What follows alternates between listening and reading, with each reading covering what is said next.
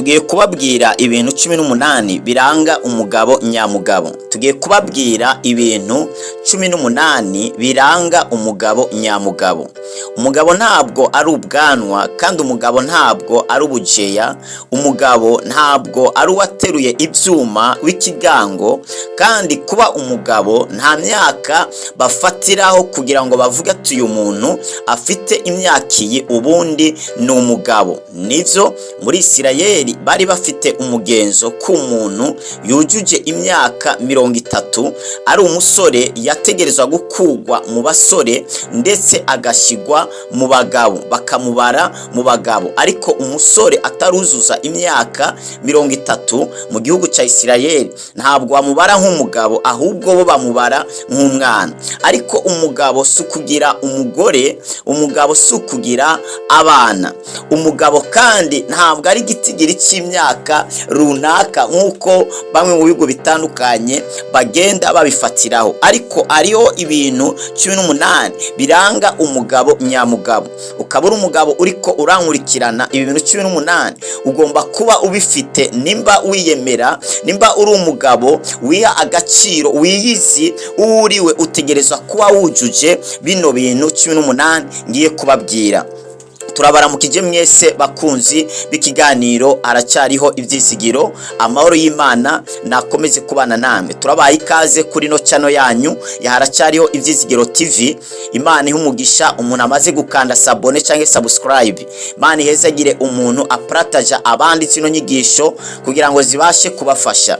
Imana iguhezagire cyane. Nimba nawe ari ijya mbere udukurikiranye kuri no channel ya Haracyariho Ibyizigiro TV, nagira nkwibutse gukanda sabone, mwibutse gukanda subscribe kugira ngo igihe cyose dushyizeho ibiganiro uzabe uwa mbere ubikurikirana. Nimba nawe hari cyagufashije urashobora gucandika muri commentaire. Nimba hari ikindi kintu kumbure ntabashije gushiramwo, nawe urashobora gucandika muri commentaire. Nimba ngiye kuvuga ibintu 18 bigize umugabo nyamugabo, ntabwo bisigura kariko kadomo karakarimbi, oya, hariho intambuko nyinshi zitandukanye, hariho ibintu byinshi bitandukanye bigize umugabo nyamugabo. Birashoboka ko nawe hari icyo uzimwo, urashobora gucandika muri commentaire. Tugiye kuvuga rero ibintu 18 biranga umugabo nyamugabo. Jengiye kubashikiriza kino cigwa ni Apotre Ndwa Kristo Glory Shine. Imana ibahezegere cyane.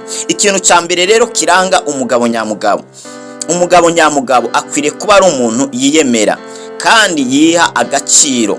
Ategereza kuba ari umuntu yiyemera kandi yiha agaciro. Ategereza kuba ari n'umuntu yihagararako. Umugabo nyamugabo ategereza kuba ari umuntu yiyemera. Icyambere ategereza kuba ari umuntu yiyemera. Umugabo atiyemera ntabwo ari umugabo. Umugabo ategereza kuba ari umuntu yiyemera kandi ategereza kuba ari umuntu yiha agaciro. Umugabo nyamugabo ntarindira ko bamuha agaciro, ahubwo aragwana, ahubwo aragwanira agaciro kiwe, aragwanira icyubahiro kiwe. Umugabo nyamugabo ategereza kuba ari umuntu yiyemera kandi ategereza kuba ari umuntu yiha agaciro. Icya kabiri, umugabo agomba kuba ari umuntu afite intumbero, afite vision. Umugabo atagira vision ntabwo ari umugabo. Umugabo ategereza kuba ari umuntu afise intumbero, ategereza kuba ari umuntu afite vision, ari umuntu afite iyo ariko arajya, ari umuntu afite iyo ariko arajyana umuryango wiwe, iyo ariko arajyana urugo rwiwe. Umugabo nyamugabo ategereza kuba afite vision, ateza kuba afite vision y'ahantu azagera, y'ahantu azageza famille yiwe, y'ahantu yifuza ko abana biwe bogera, yifuza ko yogera n'umufasha wiwe, yifuza ko yogera. Umugabo atagira intumbero ntabwo ari umugabo. Umugabo atagira vision, atagira iyerekwa, atagira iyaja ntabwo ari umugabo. Kubera umugabo atagira intumbero, atagira iyerekwa, ajya hariho hose aratwagwa, ntaba akiri umugabo. Kandi kuba umugabo nukubona kure, nukugira responsibility yo mu rugo. Kuba umugabo nukugira iyerekwa, nukugira amaso abona kure, nukugira igicapo cy'ibintu biri kure, hanyuma ugaterura famille, ugaterura muri kumwe kugira ngo bageze kuri icyo gicapo. Kutagira vision rero uri umugabo, ivyo ntabwo arivyo. Umugabo nyamugabo ategereza kuba ari umuntu afite vision, afite iyerekwa, afise intumbero y'ikintu runaka, afise projet, afise imigambi kandi agakora kugira ngo abashe kugera kuri iyo migambi. Icya gatatu, umugabo agomba kuba umugwanyi w'iterambere y'urugo rwiwe. Umugabo ategereza kwiyumva ko ari umusirikare. Umugabo wese ari karanyumva, menya uri umusirikare, uri umugenerale w'urugo rwawe, uri umugwanyi w'urugo rwawe. Umugabo nyamugabo ategereza kumenya ko ari umusirikare n'umugwanyi, agwanira famiye, agwanira abana biwe, agwanira umuryango we. Umugabo nyamugabo ategereza kwiyumva ko ari umugwanyi, agwanira iterambere y'urugo rwiwe, agwanira iterambere ry'uruvyaro rwiwe. Umugabo nyamugabo ategereza kubera amaso urugo rwiwe. Umugabo nyamugabo novuga ko ari igihome gikingira urugo rwiwe, gikingira abana biwe. Umugabo ategereza kwiyumva nka korotire y'urugo rwiwe. Umugabo ategereza kwiyumva nk'umuzamu w'urugo rwiwe. Umugabo ategereza kuba ari maso kubw'urugo rwiwe. Umugabo ntabwo yakagombye kwakira amakuru yumvise hariya bavuga ku mugore wiwe cyangwa ku bana be, ahubwo umugabo yakagombye kuba ari we atohoza ayo makuru, agombye kuba ari umugwanyi, ahubwo akagwanya ikintu cyose cyatuma mu rugo hataba ubufu, hataba agasitoke, akagwanya ikintu cyose cyatuma mu rugo hataba amahoro, akagwanya ikintu cyose cyatuma uruvyaro rwiwe rudatera imbere, rutaroranirwa, rutiga ishure, akagwanya ikintu cyose cyatuma umugore we atishima, akagwanya ikintu cyose cyatuma atagera ku ndoto ziwiwe. Umugabo rero ategerezwa kuba ari umugwanyi w'iterambere ry'urugo rwiwe. Ategerezwa kugwana kugira ngo ateze imbere urugo rwiwe, ateze imbere umuryango wiwe. Ategerezwa kugwanya kugira ngo agere ku ntsinzi yiwe. Umugabo rero ni umugwanyi, kandi umugwanyi atemera kunanirwa, atemera gutsindwa. Umugabo rero ategerezwa kuba ari umugwanyi. Icya kane, umugabo nyamugabo abyuka kare ntaryamira. Umugabo nyamugabo ategereza kuba ari umuntu abyuka kare ataryamira. Nta mugabo abyuka saa 4, saa 5, saa 6 bamuhamagarira ibyo kurya. Oya, nta mugabo ategereza kuryama gushika saa 1. Ubundi umugabo ategereza kuvyuka kare. Umugabo ategereza kuvyuka kare, kiretse ari wa wundi arakora warategereza kuryama, cyangwa wa wundi atinda kuryama ariko arakora akabona kanya gato ko kuryama. Uwo nguwo arashobora kuryama agashikana mu yandi masaha saa 1, saa 2.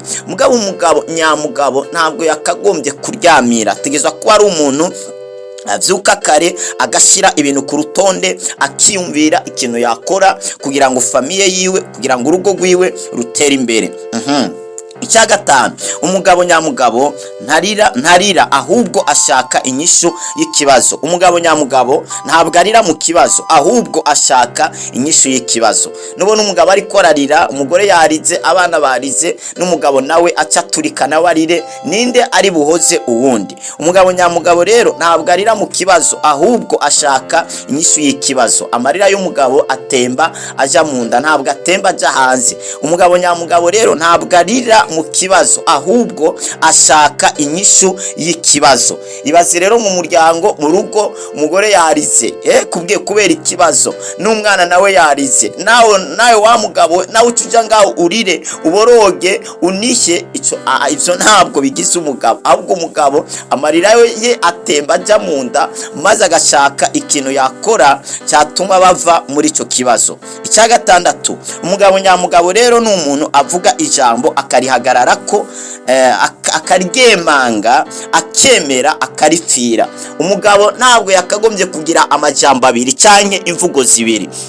Umugabo nyamugabo yagombye kuba ari umuntu afite ijambo, kandi iyo avuze ijambo arihagararaho, ariha agaciro. Umugabo adaha agaciro icyo yavuze, uwo ntabwo ari umugabo. Umugabo avuga ijambo mu gatondo, ku mugoroba akaba yarihinduye, uwo ntabwo ari umugabo. Ariko umugabo ni uvuga ijambo mu gatondo, no ku mugoroba akarisubiramo, no mu mwaka uza akarisubiramo. Umugabo nyamugabo ntabwo yivuguruza mu ijambo. Umugabo ntabwo yindukiza mu ijambo, yindukiza yindukiza mu gitanda ariko ntabwo yindukiza mu ijambo. Umugabo nyamugabo ni umuntu avuga ijambo akarihamako, akarihagararako, ku buryo nubwo hazi imiyaga itoshobora gutuma ahindura icyo yavuze. Nimba yavuze ngo nzabana n'uyu mugore umwe, ategereza kwemanga iryo jambo akagumana n'uwo mugore wiwe. Nimba yavuze ngo nzakora ibi, nzagera ngaha, nzakora ibi n'ibi n'ibi, ategerezwa kugwana kugira ngo akore ivyo bintu yihaye cyane yavuze. Nimba asezeranye ikintu, umugabo ategerezwa kugishitsa. Umugabo nyamugabo ari ideni ategerezwa kuryishura. Umugabo atishura ideni ntabwo ari umugabo. Umugabo nyamugabo ategereza kuba ari umuntu avuga ijambo akarihagararaho kandi akariha agaciro, akemera akanaripfira bibaye ngombwa. Icya karindwi kigize umugabo nyamugabo. Umugabo nyamugabo agomba kuba ari umuntu adatinya. Nta mugabo agira ubwoba ngo ntabaho. Umugabo ntiyakagombye gutinya. Nta mugabo atinya urupfu, nta mugabo atinya intambara, nta mugabo atinya ideni, nta mugabo yakagombye kuba atinya indwara, nta mugabo yakagombye kuba atinya ibintu ivyo ari byo byose. Umugabo nyamugabo ararinda. Umugabo nyamugabo ni kijeya. Umugabo nyamugabo agomba kugira umutima urinda nk'uw'intare. Nta mugabo asubira inyuma, nta mugabo agira ubwoba. Ibaze mu rugo umudamu yarondeye agakopo asobamo nijoro, n'umugabo nawe ugasanga nawe asoba muri ako gakopo. Icyo coba ari ikibazo. Umugabo nubwo tuwarete yo biri ku birometero ategerezwa kujya muri tuwarete. Nta mugabo asoba mu nzu, nta mugabo anya mu nzu. Umugabo yakagombye kugenda muri tuwarete. Uretse ko ari abantu babyoroheje bafise amatuwarete mu nzu n'amadushe mu nzu, ariko babandi amatuwarete ari hanze. Nta mugabo asoha mu nzu anya mu nzu. Ategerezwa kuba ari umuntu agisena, agomba kuba ari umuntu adatinya, agomba kuba ari umuntu arinda. Umugabo agenda arabundabunda kubera ideni, uwo si umugabo. Umugabo afise ubwoba bw'ejo hazaza, uwo si umugabo. Umugabo ategerezwa kuba ari umuntu arinda, ashikamye, ashize amanga, ategerezwa kugira ikintu akoze adatinya kugira ngo umuryango we awurokore. Ibaze rero umugabo uratinya n'umugore nawe aratinya. Waruzi ko umugore ikizere ciwe cyanye umugore iyo abonye umugore abona umugabo wiwe nk'inkizo imukingira. Abana nabo babona se wabo nk'ikijeya, nk'igihome, nk'ikibambazi, nk'umusozi ukingira ubuzima bwabo. Ibaze rero umugabo utinya kandi abana n'umugore bafite ikizere muri wewe kataho kunyigaza. Uri umugabo utegerezwa kuba umuntu arinda adatinya.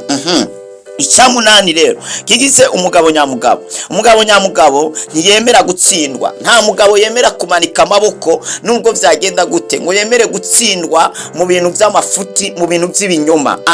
Umugabo nyamugabo ntiyemera gutsindwa. Nta mugabo amanika amaboko ati ubuzima burase, nakoze kiriya kiranka, nkora na kiriya kiranka, ubu rero ngiye muhira niryamire, Imana izamenya aho ibicisha. Umugabo nyamugabo ntabwo yemera gutsindwa. Umugabo namanika amaboko. Umugabo nubwo yokora kimwe kikanka ategeza gukora icya kabiri. Nubwo yokora ibintu ijana byanka ategeza gukora n'ikijana na rimwe. Umugabo nyamugabo ntiyemera gutsindwa muri business, ntiyemera kunanirwa. Umugabo nyamugabo ntiyemera esheke.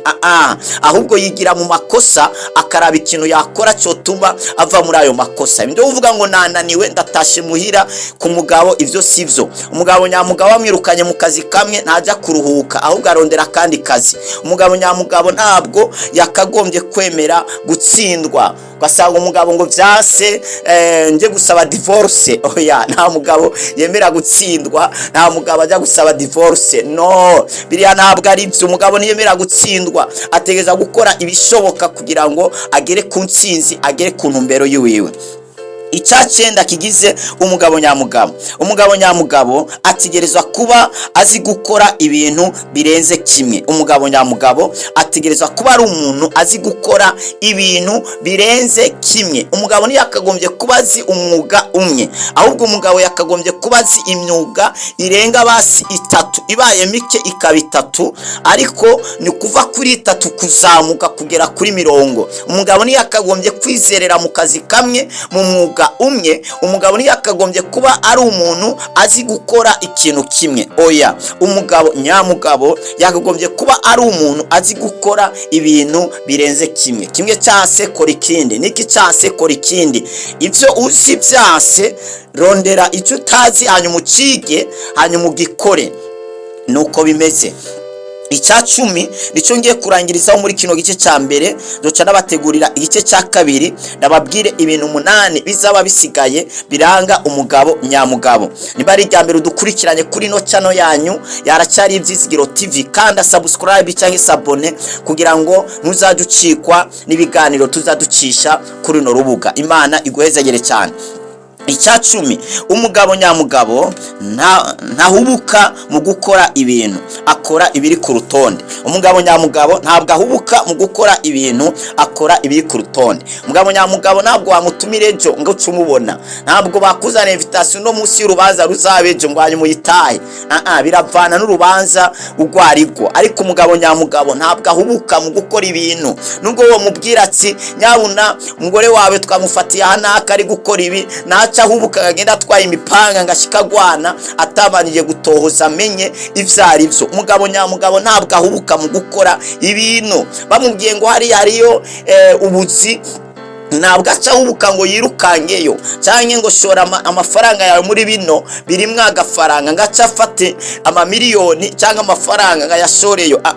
Umugabo nyamugabo ntabwo ahubuka mu gukora ibintu, ahubwo akora ibintu biri ku rutonde. Havuye iki hakaza iki. Umugabo nyamugabo akora ibintu biri ku rutonde, ntabwo ahubuka mu gukora.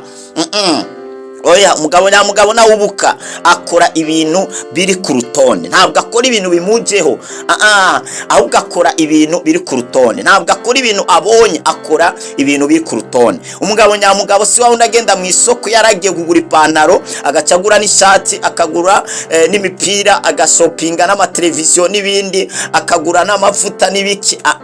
Umugabo nyamugabo agiye mu isoko kugura ipantaro, ni ipantaro nyene, nubwo wo mucisha imbere ipantaro yindi cyane ikanzu cyukamucisha imbere ibindi bintu bitandukanye. Umugabo nyamugabo yajyanywe n'ipantaro nyene.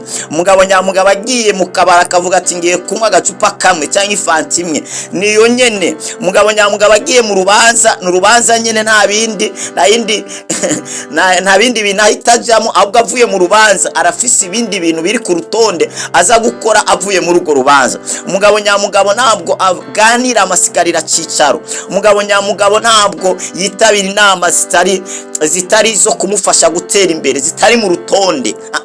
Umugabo nyamugabo nahubuka mu gukora ibintu, akora ibintu biri ku rutonde. Haba mu rugo araraba mbega habura iki niki, hama ivyo bintu bibura mu rugo rwiwe akavyandika. Mbega umwana wanje abura ibiki, mbega mu rugo tubura ibiki, nibe bintu twifuza kugeraho. Twavuze ki cya mbere cya kabiri, umugabo kagomba kugira vision, agomba kugira iyerekwa. Rero umugabo akurikira iyerekwa, agwanira iyerekwa. Ivyo akora byose ni ibintu byo kumugeza kuri ga yerekwa ryiwe. Ibyo akora byose ni ibintu byo kumugeza kuri ya vision yiwe, kuri ya ntumbero yiwe. Rero umugabo nakora ibintu ivyo ari byo byose ntahubuka, ahubwo akora ibintu biri ku rutonde. Imana igumugisha ko wadukurikiranye kuri no channel yaracyariho Ibyizigiro TV. Wibuke guparataja abandi zino nyigisho kugira ngo zibashe kubashikaho. Mwarahezagiwe cyane gose muri umugisha w'amahanga menshi. Tuzasubira muri partie ya kabiri aho tuzoganiraho ibindi bintu 8 dusigaje biranga umugabo nyamugabo.